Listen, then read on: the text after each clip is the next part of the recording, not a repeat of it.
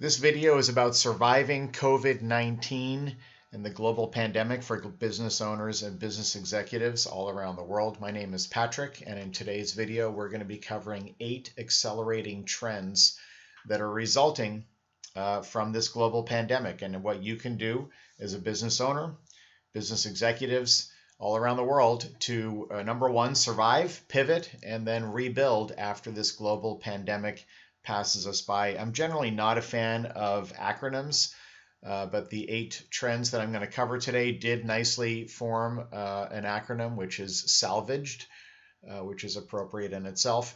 Number one, self-sufficiency, analytics, liquidity, virtualization, automation, government, exponential thinking, and decentralization. So before we get started, just so you know who I am, again, my name is Patrick. I'm the author of the book Anarchy, Inc., Profiting in a Decentralized World with Artificial Intelligence and Blockchain, which has become remarkably relevant, actually, given the circumstances. You can find it on Amazon if you're interested. I earn my living mostly as a speaker. I travel around the world and do mostly corporate work, a little bit of government work, and conferences. That's what I do most of the time, and generally speaking, I'm covering technology trends. So most people refer to me as a business futurist. So I'm always looking at trends to see where are things likely to go in the future. And most of that today has to do with technology. But of course, in this video, we're talking about the COVID-19 coronavirus and the global pandemic that has resulted. I'm going to start with a quote which was actually written back in the 1930s by an Italian economist. He said, "The old world is dying and the new world struggles to be born. Now is the time of monsters." Now, of course, in his era, he was talking about people like Mussolini and Stalin and Hitler, of course. We're not talking necessarily about that, but there is some overlap. And the bottom line is there's a lot of uncertainty today, a huge amount of uncertainty, and that is an opportunity for people who want to grow their power, grow their influence, and there's a lot of crazy things happening right now. So whether it's literally or figuratively, this is indeed the time of monsters. You should know that I am recording this video on April 4th, 2020. That's relevant because things are changing so quickly that, as the days and weeks go by, months go by, there are inevitably going to be things in this video that become less relevant than they are today. But I'm recording this on April 4th. Here's the situation. According to Johns Hopkins, they have an amazing resource online. Just search for Johns Hopkins coronavirus and you'll find this interactive map. And you'll see the date and time at the bottom where I did the screen capture. So let's do a little bit of an overview based on the movie The Good, the Bad, and the Ugly. First and foremost, what's the good? Well, we got 7.5 billion people who all have one common shared enemy. This has probably never happened before. I mean, God has our attention. The entire world is focused on one situation. There's a lot of very, very smart people on this planet, and a lot of those minds are focused on this problem. So we are going to have some amazing solutions coming, and they're going to come quickly. All sorts of different solutions. I don't know what they're going to be, but we're going to see a lot of solutions coming, a lot of different things we can do to mitigate the downside resulting from this situation. And we're also seeing a lot of kindness. There's a lot of people are more appreciative of frontline workers and delivery people and, of course, healthcare workers and so on. But there's just kindness in general. We see stories all the time of people being kind to each other. The bad. We are going to have headline news of death and carnage for months. This is going to go on for a long time. There's going to be a lot of pain, a lot of suffering, and we're going to hear about it. We're of course, already in a recession. The new unemployment claims are literally off the charts by any historical measure. So we're going to be dealing with recession, unemployment, death, and carnage. That's going to be on the evening news for months and months and months. So what's the ugly? Well, untold human suffering. There's going to be a lot of suffering that's going to come, and that acts as a weight on all of us because we all are human beings. We have empathy, we have compassion. So of course, we're all going to be, it's like wading through waist-deep mud. That's the way I feel in my life right now, is that I'm just walking, just doing my regular life is difficult because I know there's so many people out there who are suffering health-wise, financially as well. And as well, the credit-based monetary system could collapse. Now, I'm not saying it's going to collapse. I'm not hypothesizing that that's going to happen, but it could. This is going to put an enormous strain on central banks all around the world, and we have been operating on a credit-based monetary system for a long time. It is possible that that system could break. And we'll see. We'll see what happens. Maybe 2 months from now, 6 months from now, a year from now. We'll have to see, but it's going to put a lot of strain on our credit-based monetary system. And of course, if it does collapse, who's going to be the winner of that? Well, Bitcoin. Bitcoin and the cryptocurrencies will be the winner if that happens. But again, I'm not saying it's going to happen, but it could. And we should keep our eyes open. Now, if you want to understand where we're going from here, a good place to look is the stock market. Why is that? Because millions of people are placing their bets each and every day on which stocks are going to benefit as a result of this situation and which stocks are going to suffer as a result of this situation. Millions of people all around the world, some very smart people are placing their bets every single day. And those bets are played out in the price volume action of individual stocks. So one of the easiest things you can do to see where are the glimmers of hope, where are the silver lining of the situation we're going through, is to look at the stocks that are trading at or near their 52-week high. In other words, they're doing well when all the other stocks are doing poorly. And the winners seem to fall into really 5 primary groups. The first is virtual work. So you get companies like Zoom and Slack and others. Those are just examples. Okay, virtual work, working at home. Secondly, online entertainment. So Zynga is a video game company. Netflix, of course, is streaming video. There are others, Disney and so on.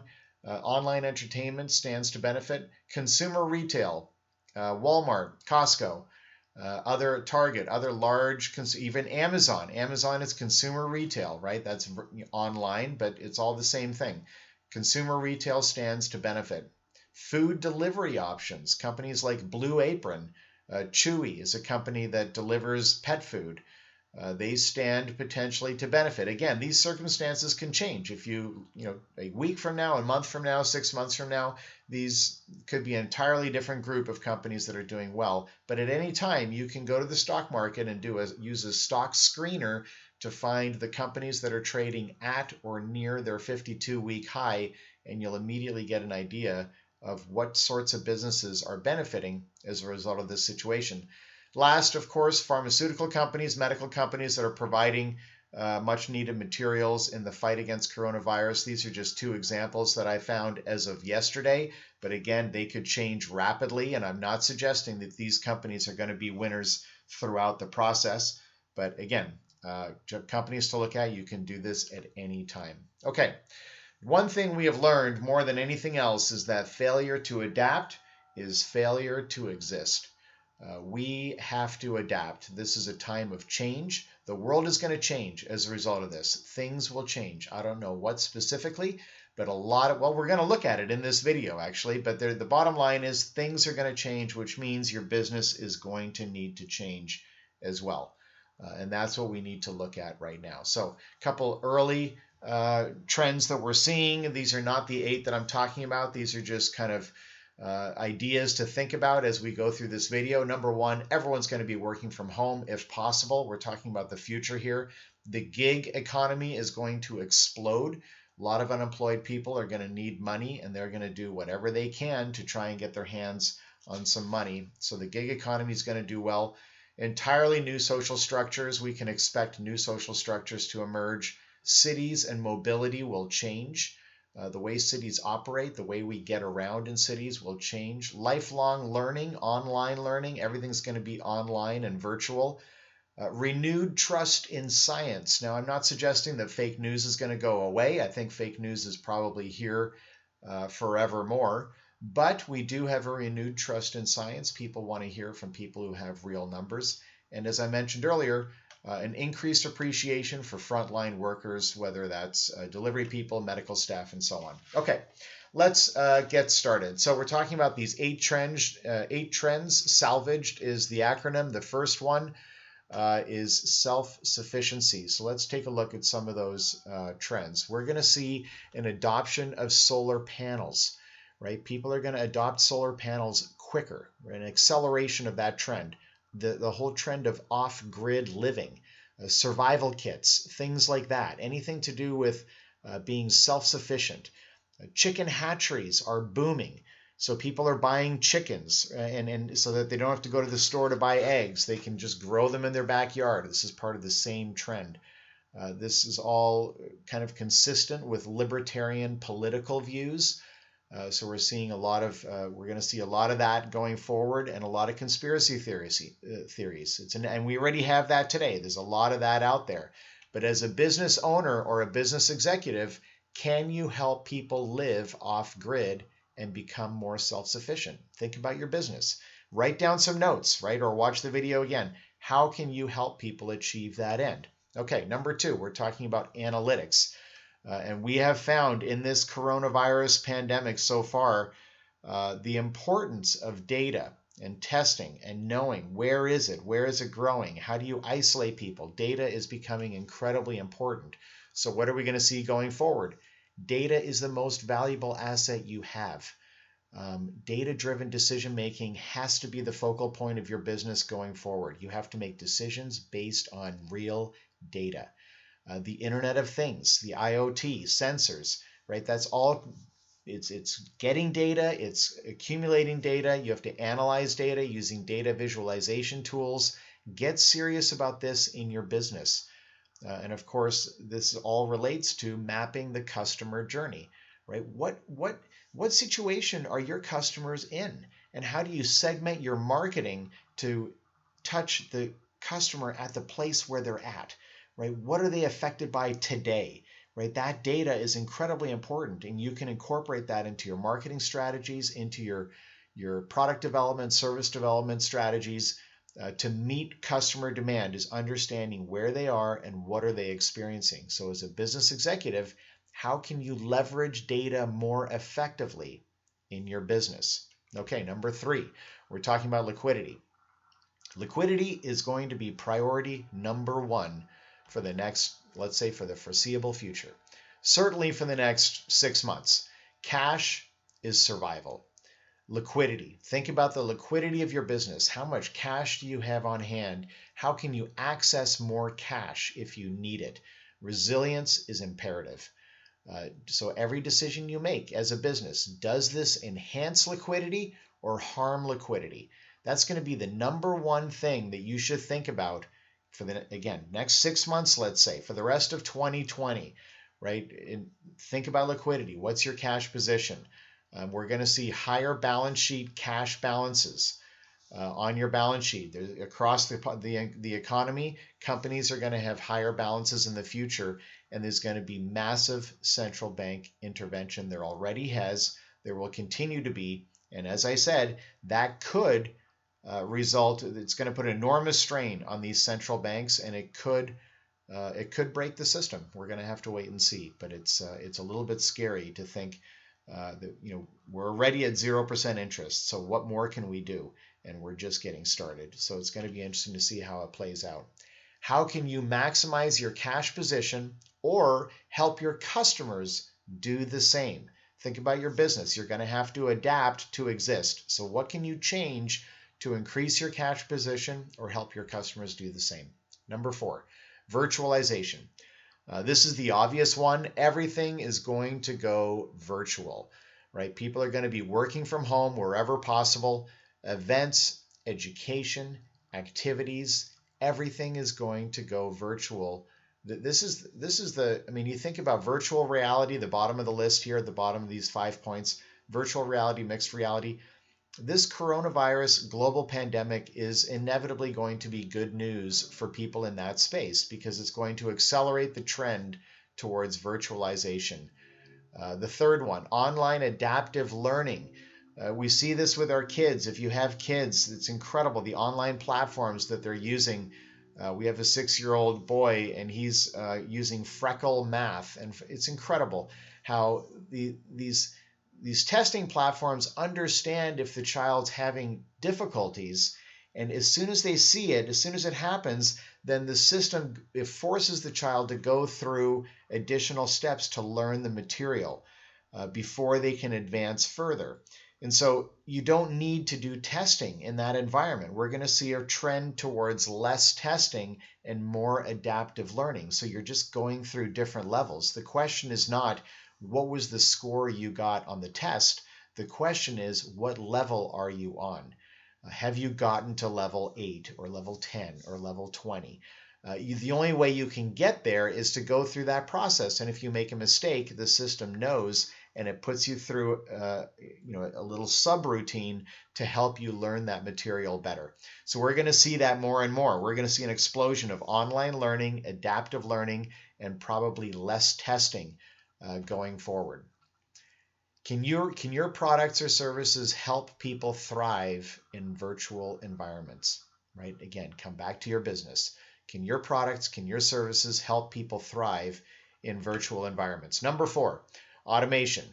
And this started 30 years ago. This is nothing new, but the coronavirus pandemic is going to accelerate the trend towards automation. Where the whole robotic process automation, people refer to that as RPA, is going to accelerate. We're going to see an accelerated adoption of drone technology. We're going to be minimizing human proximity, right? How can you allow people to work without being right beside each other? Automating repetitive tasks.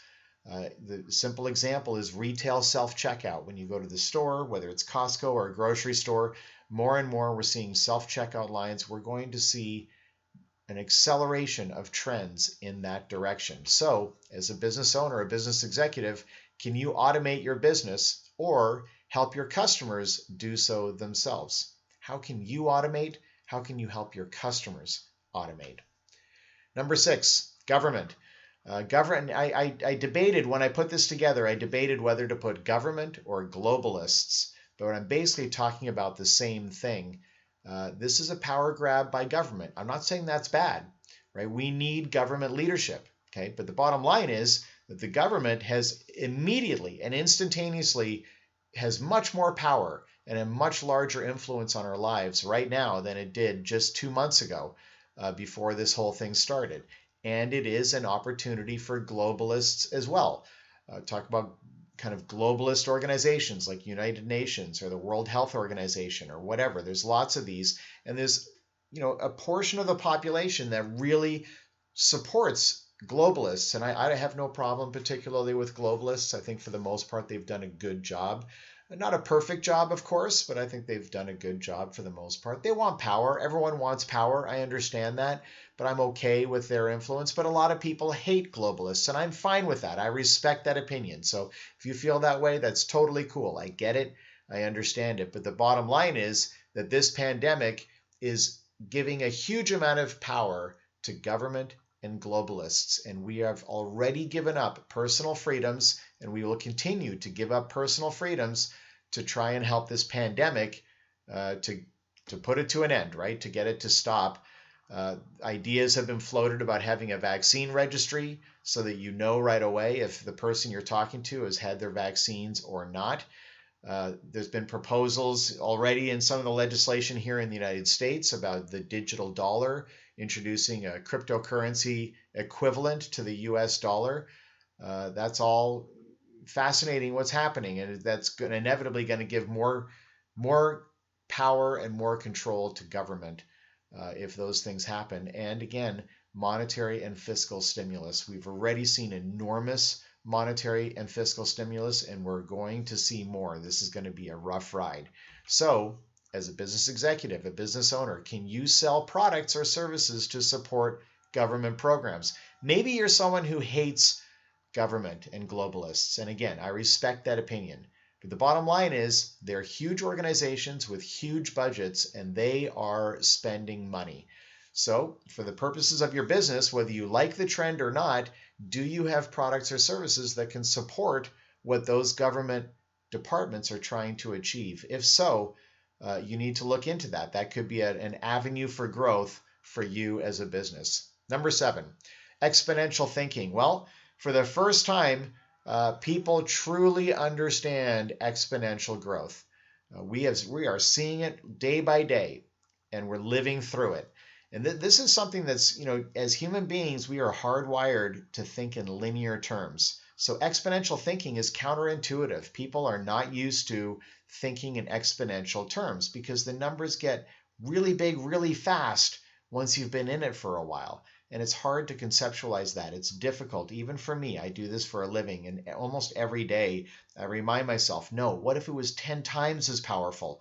Or what if it was 100 times as powerful as it is today? Or what if it cost 1/10 of what it costs today? Or what if it costs 1/100th of what it costs today, right? So I coach myself to think exponentially, and you should do the same. But we're seeing across the whole population a new understanding of exponential growth. That's going to be relevant to climate change. Understanding climate change, that's an exponential equation, or an evolution. It's an exponential evolution right now. It's relevant to technology. It's relevant to your investments, right, with compound interest. And of course, it's relevant to population as well. Now, we're seeing a real slowing, by the way, in terms of birth rates. So the population boom, which we've been in for the past 100 years, basically, will in another 50 years turn into a population bust. Because the birth rates are below replacement rate. But that's a topic for another video. The bottom line is people are understanding exponential growth more. So as a business, can your marketing tap into the public's new understanding of exponential growth? Is there a way that you can tap into that? The public has a larger understanding of exponential growth. Can you leverage that somehow in your marketing, in your product development, in your service development?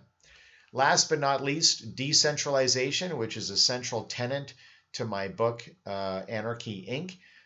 Again, you can find that on Amazon if you're interested. But this is similar to the self-sufficiency, which was the very first trend that we looked at. But we're going to see economic, social, political decentralization. This is going to fuel edge computing.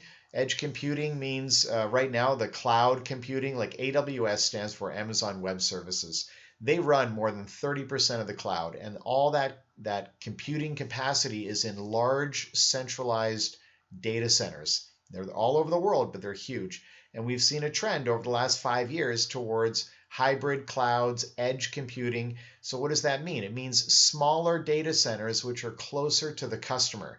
And so if you're in technology, if you're developing apps, or if you have some sort of a software as a service platform, you bring some of the computing closer and closer to the customer and only leave kind of the central storage, data storage, and some processes in the centralized data center. And that makes you more resilient because if, let's just say, for example, a nuclear bomb destroys a data center, or a meteor hits, or a huge fire destroys, whatever, if something happens and a data center is destroyed, well, if all of your operations are running out of that one data center, then your entire business just got destroyed. But with edge computing, when you decentralize, you bring processing power and data storage, and you distribute it over a network of different data centers, and even on site or on device, we're going to see that trend accelerate towards edge computing, hybrid clouds. Amazon Web Services is a powerhouse, and they actually do a great job. But even there, we see that they're developing smaller and smaller regional data centers to support their clients. Again, more working from home. We're going to see that explode. Of course, everyone's doing it right now where possible, aside from the essential workers. But going forward, virtually working from home is going to be huge. And again, we're going to see those libertarian political views, self-sufficiency, those two go hand in hand. So as a business, can your products or services support the trend towards decentralization? This is kind of the macro trend, right? We've gone from centralized power generation to decentralized power generation with solar panels on all the roofs of homes all across the country or across the world. We're seeing, we used to have centralized media. Now we have decentralized media.